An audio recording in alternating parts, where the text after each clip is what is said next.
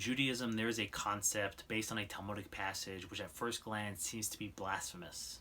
And that is the concept known as Mitzvos, batilos, לעתיד לבוא. When Moshiach comes, the mitzvahs will cease to exist. And this sounds like heresy because the Torah says, and God promises us, that no matter what happens, the mitzvahs in the Torah will be around forever and ever and ever. And anyone who says otherwise, like the Christians, are liars, are false, and shouldn't be listened to.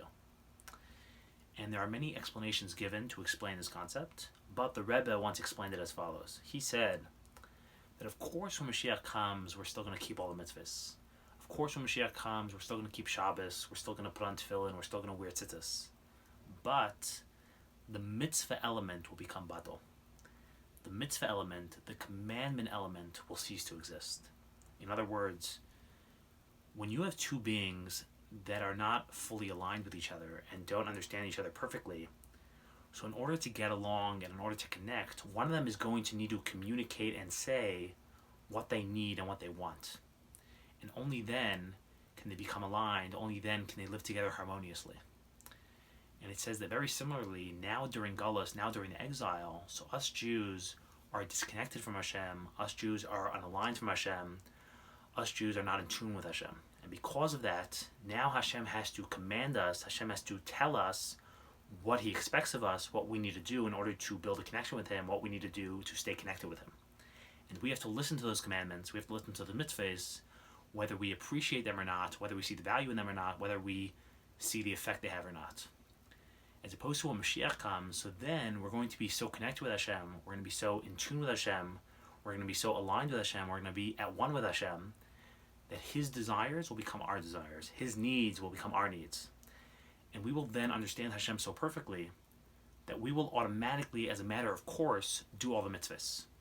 But not because we're told to or we're commanded to, but because we want to, and we're just automatically going to do them. And it says that the style of the Jewish people when Mashiach comes, and the nature of our relationship then, is very similar to the relationship which women and children share with Hashem now during Golus. Which it says, women are not commanded to keep many of the mitzvahs ases, and children are not commanded to keep any mitzvahs at all. Because women and children are a lot more spiritual, they're a lot more in touch with their own souls, and their neshamas are a lot more connected with Hashem and a lot more aligned with Hashem. And therefore, they don't need all these commandments, they don't need all these mitzvahs to keep them connected and to keep them aligned with Hashem. As opposed to men need to keep all 613 mitzvahs, are commanded to keep all the mitzvahs, because they need to keep all the mitzvahs to stay connected with Hashem, to stay aligned with Hashem. And it says that now during Golus, masculine energy is dominant, but when Mashiach comes, feminine energy will be dominant. And what masculine energy means is when a person feels good and a person feels powerful for all the things that they're actively doing and accomplishing and pursuing, and not focusing so much on who they are as a person or nurturing what they already have. And therefore, now during Golus, since masculine energy is dominant, therefore the call of the hour and what's expected of us Jews is to do and to do and to do and to do a lot of avodah and to do a lot of mitzvahs and to create and to build a connection and a relationship with Hashem. As opposed to when Mashiach comes, so then feminine energy will be dominant, and then what the call of the hour will be and what us Jews will be doing. So us Jews will not be running anywhere or reaching for anything or pursuing anything, but we will constantly be home with Hashem. We will become very atzmiistic, we're going to be very settled.